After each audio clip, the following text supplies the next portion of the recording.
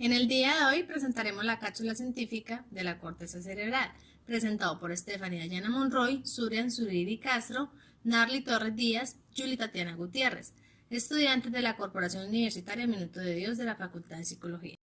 En la siguiente cápsula científica daremos a conocer las capas de corteza cerebral, dando la explicación de las partes y la relación con el cerebro, y finalmente los tipos de neuronas.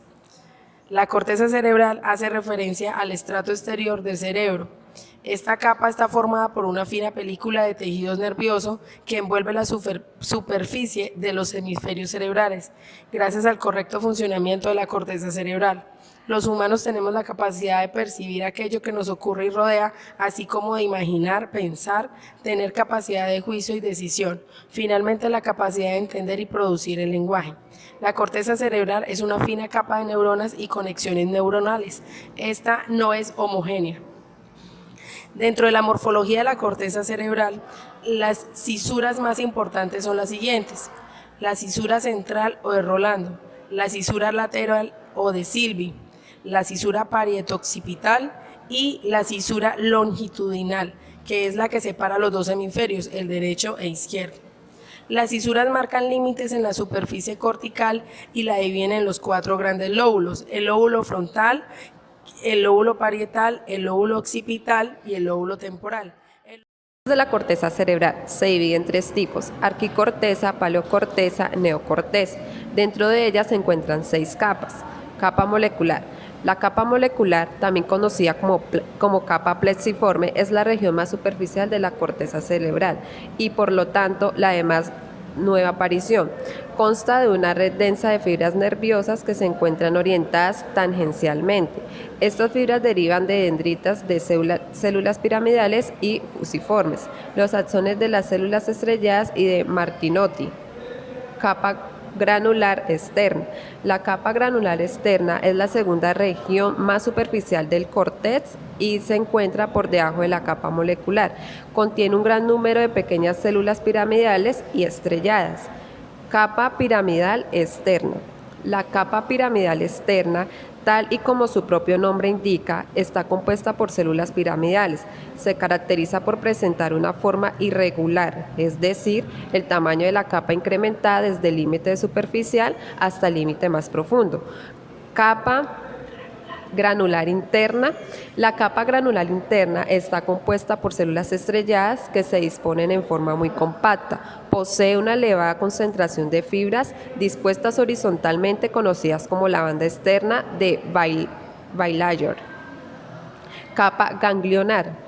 La capa ganglionar o capa piramidal interna contiene células piramidales muy grandes y de tamaño mediano. Asimismo, contienen un elevado número de fibras dispuestas horizontalmente que forman la banda interna de Baillier. Capa multiforme. Finalmente, la capa multiforme, también conocida como capa de células polimórficas, contiene básicamente células fusiformes. Asimismo, contiene células piramidales modificadas que tienen un cuerpo celular triangular u ovoide. Áreas funcionales del cerebro. Primera área están las áreas sensitivas, que reciben la información sensorial desde núcleos concretos del tálamo. Transportan la información percibida por los diferentes sentidos, los cuales son vista, oído, olfato, tacto y sabor. Encontramos también área sensitiva primaria, que son las conexiones directas con los receptores sensitivos periféricos. Y encontramos también área sensitiva secundaria y de asociación, las cuales reciben información sensorial tanto desde el área de asociación primaria como de las zonas más inferiores del encéfalo. La segunda área que encontramos es el área motora. Son las zonas encargadas de los mecanismos cerebrales asociados al movimiento corporal.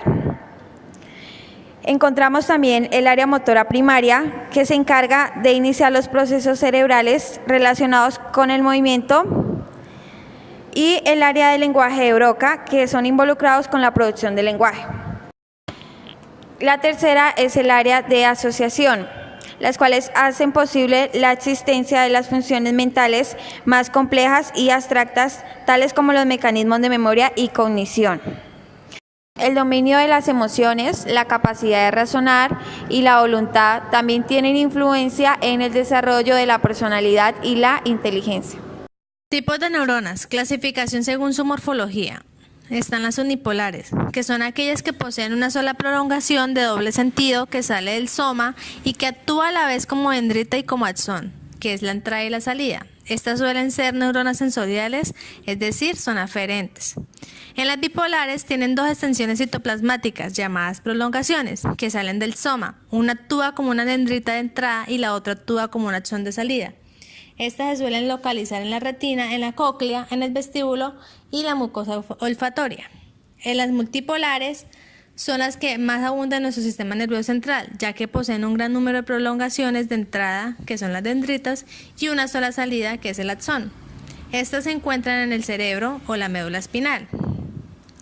Según función, están las neuronas sensoriales, que son las que recogen la información de los diferentes órganos sensoriales, como los ojos, la nariz, los oídos, la lengua y la piel, para enviarla asimismo al sistema nervioso central.